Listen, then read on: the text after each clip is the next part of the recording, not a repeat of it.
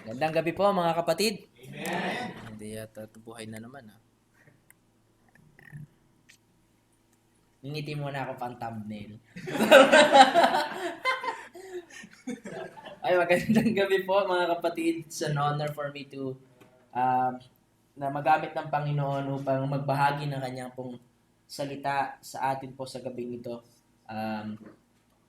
Kahit po ako ay tuwing Miyerkules nyo na lang nakikita, ay ako'y nagpapasalamat sa Panginoon sapagkat nakikita pa rin po tayo.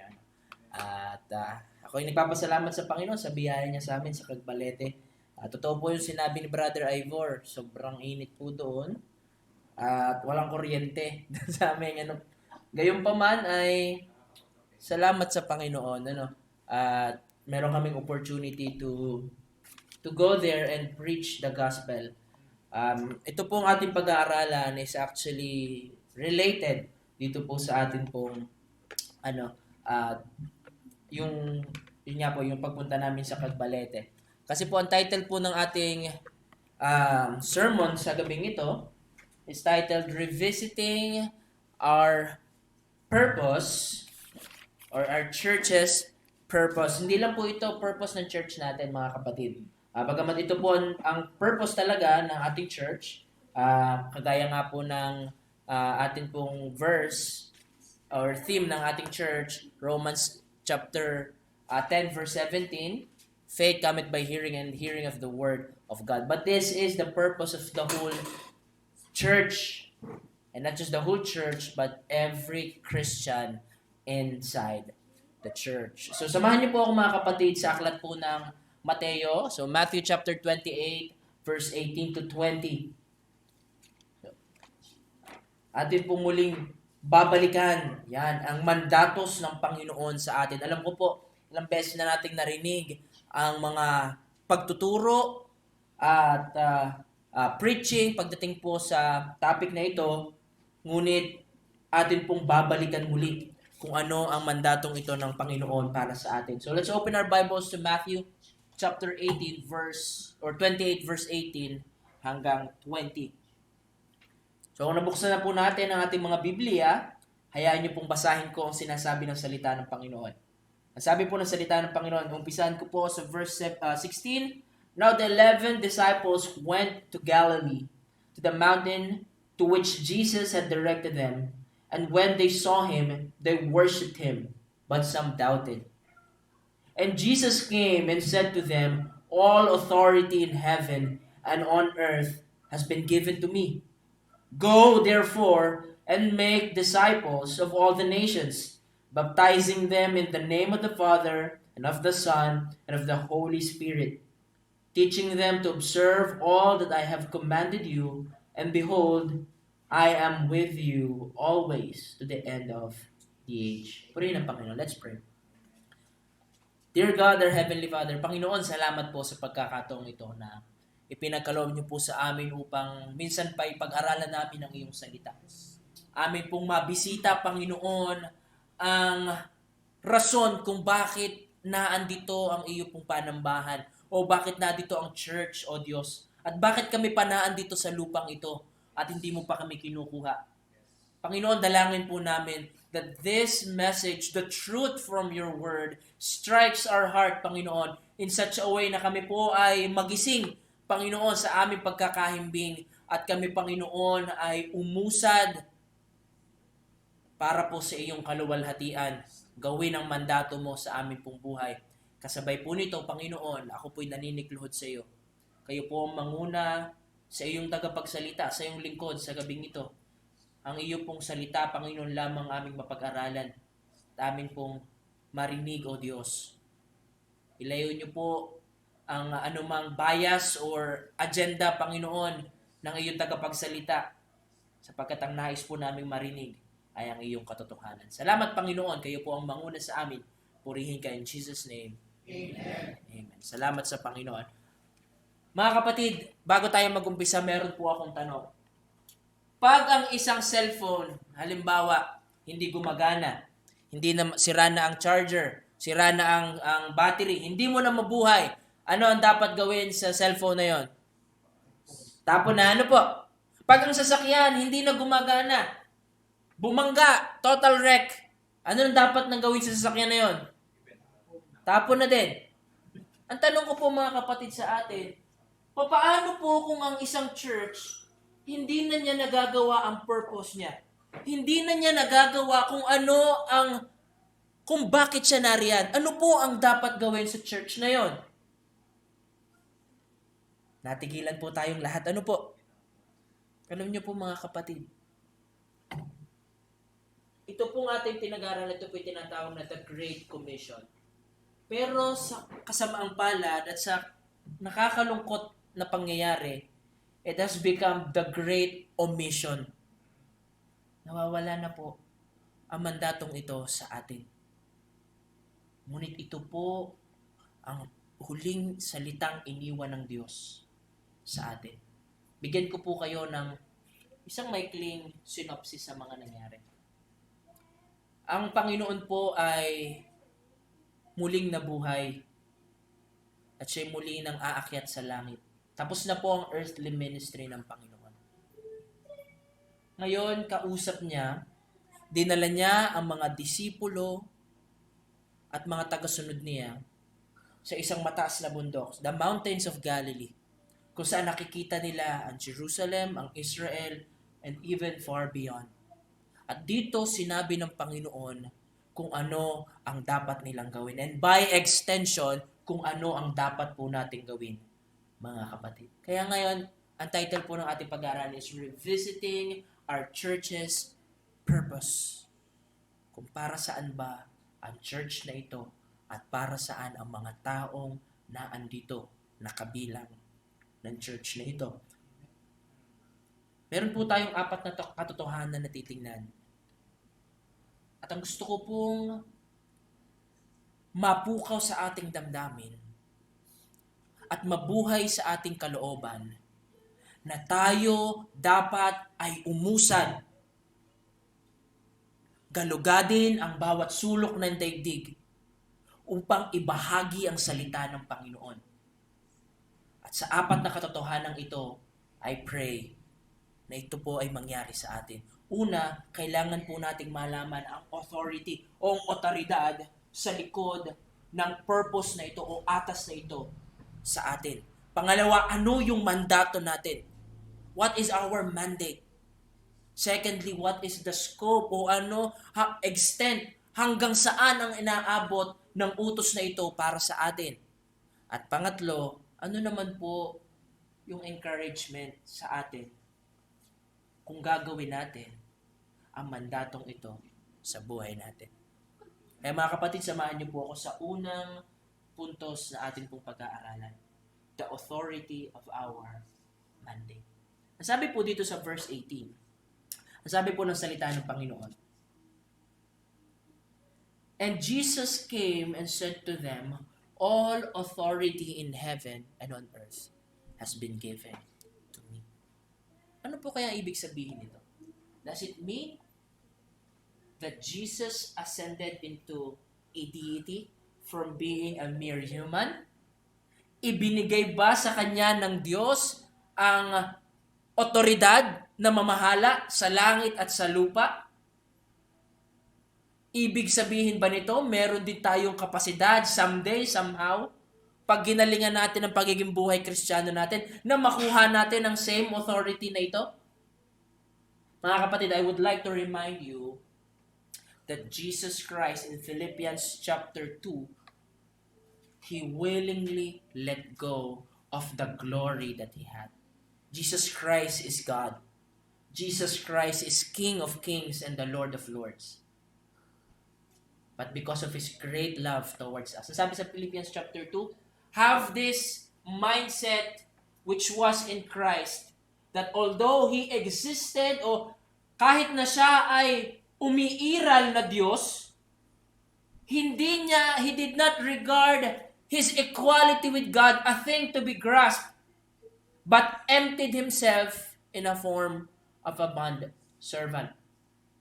Alam niyo po, pansamantalang binitawan ng Panginoon ang kanyang kaluwalhatian. Hindi po ito nawala sa Panginoon, ngunit hindi niya ito in-exercise. At siya ay nagpunta dito sa lupa bilang abang taong kagaya nyo. Kamukha natin. Kagaya ko. Siya'y namuhay. Alam nyo mga kapatid, most of his life in his Christian ministry or his earthly ministry, he relied only in the power of the Holy Spirit and under the authority of the Father. Kaya lagi po natin marinig, magtataka tayo. Ang sabi niya, I have no authority in me. I only do what my Father does. Kasama po yan ng pag-let go niya ng kanyang authority. And now, nung matapos po ng Panginoon na gawin ang mission niya dito sa lupa, magbigay ng paraan upang tayo maligtas, magbayad sa kasalanan, mamuhay ng may kabanalan, i-assume na muli ng Panginoon ang kanyang paghahari. Kaya sa John chapter 17 verse 5, ang sabi niya, glorify me with the glory which I had with you, Father. Yung glory, yung kaluwalhatian niya na dati niyang tangan, muli na niyang ipapakita. Para po yung isang prinsipe na sa kagustuhan niyang abutin ang mga mahihirap sa kanyang kaharian, siya ay nagbalat kayo bilang isang pulubi. Hindi po ito perpekto ng pagsasalarawan sa ginawa ng Panginoong Hesus. Pero it should give us the surface kung anong ginawa ng Panginoon. Dumating siya sa mga tao, sa mga pulubi, na siya'y wangis na isang pulubi. Hindi alam ng mga taong yon na siya ang uupo, siya ang prinsipe, siya ang nakatakdang umupo sa kaharian na maghahari sa kanila. Therefore, wala silang special treatment na ginawa sa prinsipeng ito. Ganon din po ang Panginoon. Sapagkat kung ang Panginoon po ay pumunta dito sa lupa bilang isang Diyos, hindi po kayang i-contain ng universe na ito ang kaluwalhatian ng Panginoon. At ngayon po ang Diyos, ang Panginoong Hesus ay naghahari sa langit. At sa otoridad niya, dito niya tayo inutusan. Sabi nga po ni Paul sa Ephesians chapter 2, and by the name of Jesus, every knee shall bow, and every tongue will confess that Jesus Christ is Lord. Panginoon po ng mga Panginoon, hari ng mga hari. At sa kanyang otoridad bilang Diyos, wala hong mas mataas sa Panginoon. He is equal with the Father and of the Holy Spirit. Wala pong anumang pwedeng mag-control sa Diyos. At ang Panginoon pong ito ang nagsasabi sa ating, humayo tayo. Mga kapatid, kung ang atin pong kapatid ay inutusan tayong gumawa ng isang bagay, pwede natin sabihin, ayoko nga. Bahala ka dyan. Ikaw naman ang inutusan ni mama eh. Pag tayo ang inutusan ng ating magulang, pwede pa rin tayong sumagot. Makakasagot pa rin tayo.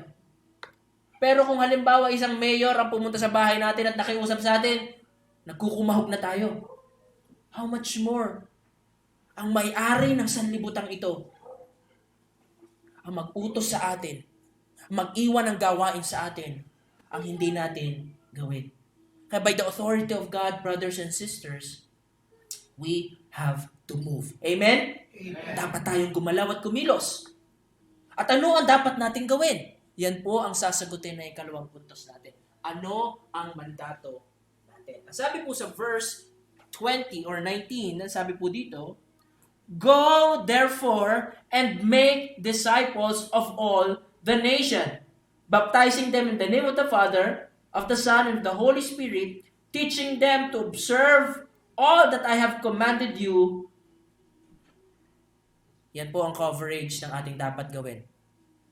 Pero yan po ay summarize sa salitang, go and make disciples. Ito pong go na ito, mga kapatid, para sa atin pong kaalaman, ito po ay hindi please go, hindi po yan pakiusap, hindi po yan the great suggestion, hindi po the great suggestion niya ng Panginoon, or the great yung pakiusap, hindi po. This is a commandment and a mission for us. Pag sinabi ng Panginoon na go, you go right now. Hindi sinabi ng Panginoon, bukas pumunta ka. Sa isang araw pumunta ka. Ngayon, narinig mo, pumunta ka. And as you go, you make disciples. Yan po ang buong mandato ng Panginoon. We have to go and make disciples. Ngayon, the question now is, mga kapatid, how can we make disciples? That is the question. But for that, kailangan natin sagutin muna, ano po ba yung disciple? Ang disipulo po ay tagasunod ng isang tao. Now, when we say Christians, okay, yung mga taong sumusunod kay Buddha, anong tawag sa kanila? Buddhist. Yung mga tao na nagpa-practice ng communism from Karl Marx, ang tawag sa kanila ay Marxist. Okay? But kung tayo naman po mga kapatid ay sumusunod kay Kristo, anong tawag sa atin? Crisis? Hindi po. Christians. Every Christian is a disciple and a follower of Jesus Christ. Amen? So ito po ang mandato natin. We have to go and make disciples. Pero paano po? One, we have to go and lead the people to Christ. One, we have to go and lead the people to Christ. And sabi po dito mga kapatid, go therefore and make disciples of all the nation, baptizing them in the name of the Father. Ang bautismo po sa Biblia ay may tatlong uri. Una, ang mga tao pong hintil na gustong maging Hudyo at pumasok sa Judaism, sila po ay nagpapabautismo. Ang tawag po doon ay proselytizing. At kailangan nilang mag-undergo ng baptism kasi sila po'y i-cleanse. Kasi po sila'y hintil. Sila'y considered as marumi at pag sila'y muling, pagkatapos ng bautismo, sila po'y itinuturing na malinis na. Kinakalimutan na nila ang dati nilang buhay at sila ngayon ay isa ng tinuturing na Hudyo at kabilang na sa relihiyon ng Judaism. Isa po yan sa tatlong requirements. Ang baptism. Pangalawa po, ang baptism na recorded sa Bible is the baptism of John the Baptist. That is baptism of repentance. Nung dumating po si John the Baptist, ang sabi niya, magsisi kayo, repent for the kingdom of heaven is at hand. Magsisi kayo sa inyong mga ginagawa, sa inyong mga kasalanan. Kayong mga tao na itinuturing nyo ang inyong sariling mga miyembro kayo ng pamilya ng Diyos. Pero hindi nyo ginagawa ang ginagawa ng Diyos. Kayo yung mga makasalanan. Magsisi kayo sa inyong mga kasalanan at manumbalik kayo sa Panginoon. Panawagan po ni Juan Bautista. At marami pong mga tao ang nagpabaptismo kay Juan de Bautista. Pero ito pong baptism na ito po ang baptism na sinusunod natin sa araw na ito. The baptism that is mandated by Jesus Christ. Ngayon tatanungin natin, ano po ba ang bautismo? Ibig sabihin, kailangan lang nating magbautismo? Kailangan lang nating magdagdag ng member sa church? Kasi yun po ang kasunod ng bautismo. Church membership. Hindi po. Ang bautismo po ay ginagawa ng isang tao upang ipahayag sa mundo kung ano ang nangyari sa kanyang buhay. Again, baptism is a reflection of the inward reality sa isang tao. Ang bautismo po ay ginagawa ng isang tao bilang salamin sa ginawa ng Diyos sa kanyang buhay. Sa kanyang paglubog, it signifies the death of Jesus Christ. And the sinner identifies with the death of Jesus Christ bilang kamatayan niya sa kanyang kasalanan. At sa muling paglitaw ng tao mula sa ilalim ng tubig is to signify and identify with Christ sa kanyang panibagong buhay. At ang bagong buhay na ito ay buhay sa piling ng Diyos at buhay sa pagsunod sa Panginoon. And that is baptism. Kaya dun po sa Acts chapter 2 and chapter 3 and all throughout Acts, Pag nag-preach po ng gospel, for example, si Peter, ipinahayag niya ang mabuting balita ng Panginoong Jesus na ang Diyos na kanilang ipinako ay ang Panginoon, na dapat silang magsisi at manampalataya sa Panginoon. On that day, 3,000 of them were baptized and added to the church. It's not because na-touch sila lamang sa preaching ni Peter, hindi dahil maraming nagpabautismo at parang uso nagpabautismo din sila. Hindi po. It's because they experienced the saving grace of our Lord Jesus Christ. So that is the first step of discipleship. We have to lead people to a loving relationship with God. Kailangan po natin silang dalahin sa paanan ng Panginoon. Yung pong mga paraan, papaano natin sila dadalhin sa paanan ng Panginoon, yun na po yung mga natakal natin before. Okay? Preaching the gospel, loving them, binabasag natin yung mga objections nila pagdating sa Biblia for us to able to preach the gospel more freely sa kanila, and by the grace of God, kumilos ang Panginoon sa kanilang puso, sila'y manampalataya sa Panginoon. That is the first step of discipleship. But the second step, mga kapatid, hindi po doon natatapos ang lahat. Sabi sa verse 20, teaching them to observe all that I have commanded you. Discipleship continues to lead people to Christ-likeness. Hindi po titigil tayo na may nadala ka ng mga tao. Pabayaan na. Okay na yan. Hindi po titigil ang mandato sa atin. Minsan, nakakalungkot, ganun po nagagawa natin. Ganun na nagagawa ko. Nakapag-preach na ako ng gospel, tumanggap sa Panginoon, masaya-masaya na ako. Tatara ko na ako kay Panginoon, 1 point na. Hindi pala, ganun lang. Sabi po dito, we have to teach them, instruct them, to obey, to be obedient sa Panginoon. Kailangan po, kung paano tayo sumusunod sa Panginoon, ganun na din sila sumusunod sa Panginoon. But the challenge now is, how can we teach people to love and obey and to grow in faith in Christ kung yung sarili natin hindi natin kayang dalahin? Amen? Mahirap po yun, mga kapatid. You cannot give what you do not have. Kasi po, sabi po nga nung teacher namin sa PBSI, ang ituturo mo sa iyong, nakikipag-usap po siya sa mga magpapastor, ang ituturo mo sa iyong congregation ay kung ano yung nag-uumapaw sa iyo. Kung hindi ka puno, wala kang maituturo. You only give yung excess sa iyo. Paano natin tuturo ang manalangin ng isang tao? Kung tayo isang beses isang maghapon, hirap na hirap tayong manalangin. Paano natin aakayin ng isang taong mahalin ang salita ng Panginoon kung hindi natin nabubuksan ang Biblia sa bahay natin? Mandated po tayo ng Panginoon na turuan or mag-disciple ng mga bagong believer. Pero hindi po natin ito magagawa kung hindi po tayo lumalago sa Panginoon.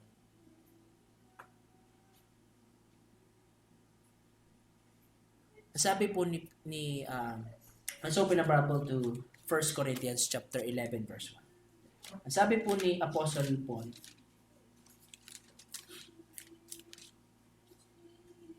First Corinthians chapter 11 verse 1. Be imitators of me as I am of Christ. Hindi ko po kaya sabihin niyo sa inyo. Mga kapatid, gayahin niyo ako. Kung paano ko gayahin si Kristo. Hindi ko po kaya. But this goes to show how we should be in our effort to teach people. Marami po dito na merong desire. Amen? Marami po dito na nasa sitwasyon na Na meron na tayong mga taong, mga binabible study na tayo ang kausap. Pamilya natin, kasamahan natin, we are already in a position na discipler na tayo. Iniligay na tayo ng Panginoon sa ganitong posisyon. Kaya kailangan po natin, we have to grab this opportunity.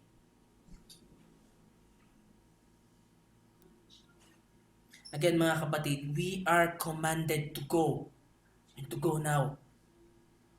We are commanded to make genuine followers of God who is committed to love and obey Him. And the question is, hanggang saan tayo magtuturo?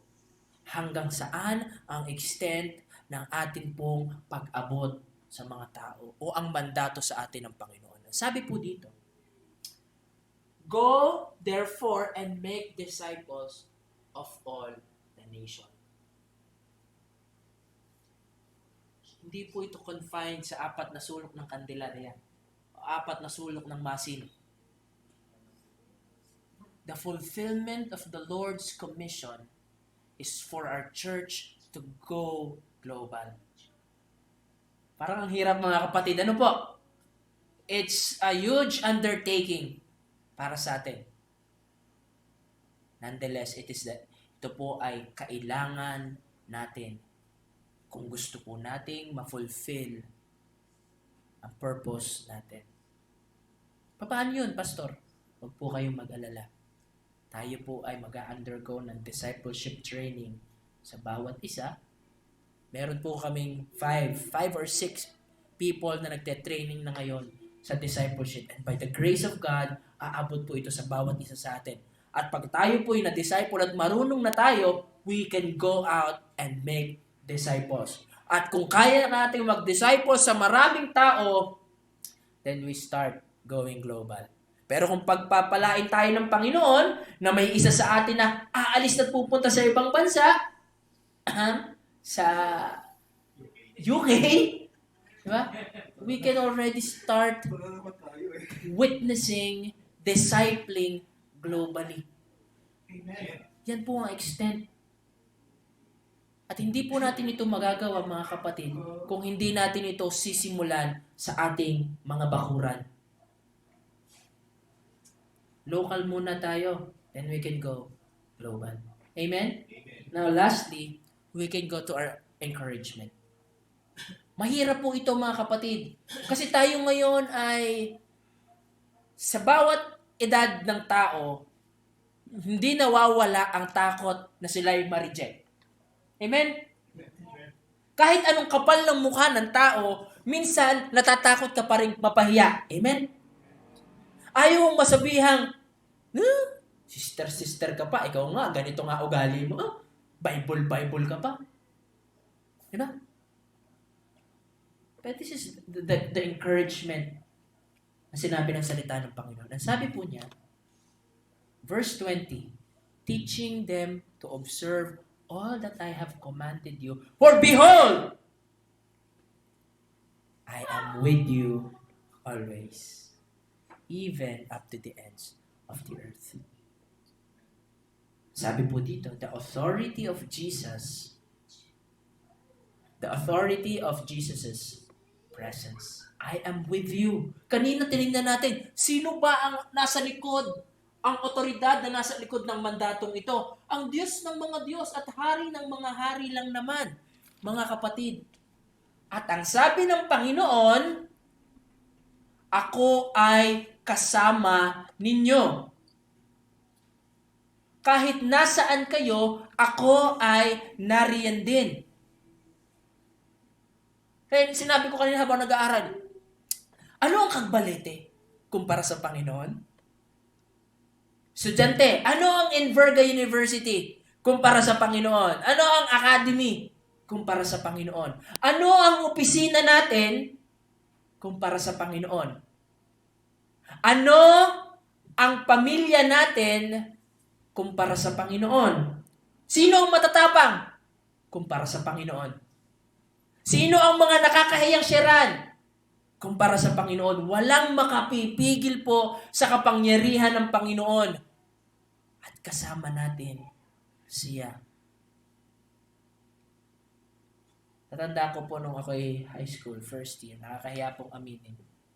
Ako po ay nasa section 6. Pag lumalabas po kami ng classroom, kaharap po kami sa corridor. Nilalakad kami. Kasi sa likod namin, meron kaming kasamang 6-footer na matanda sa amin. Ang tapang namin. Kasi may malalaki kaming kasama, may mga tatanda. Kasi nasa na kami eh. Lalakad kami gano'n, no? Isang hilera mula doon sa WLE building. Bakit? Kasi meron tayong pinagyayabang eh. Tapos pag mag-share tayo ng gospel, ang sabi ng Panginoon, kasama mo ako. Natatakot ay, nakakahiya naman.